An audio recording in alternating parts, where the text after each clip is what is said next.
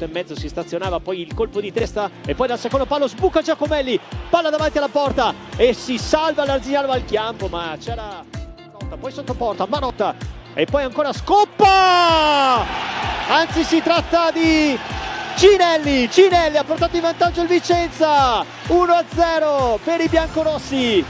Dopo 21 minuti Cinelli si vedeva reattivo sotto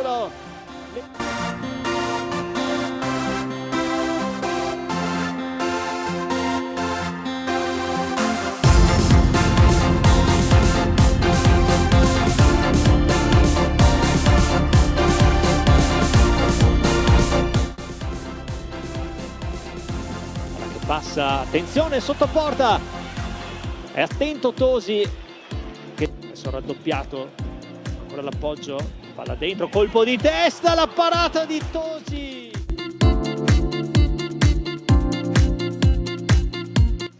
A Cinelli, vede con la coda dell'occhio Van de Putte, al limite dell'area Van de Putte, apre il sinistro, la parata a terra di Tosi.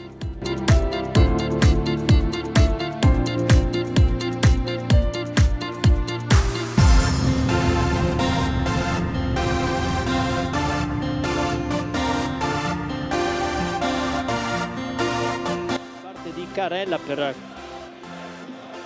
intanto Saraniti si propone basso, palla con la porta incustodita e salvataggio sulla linea.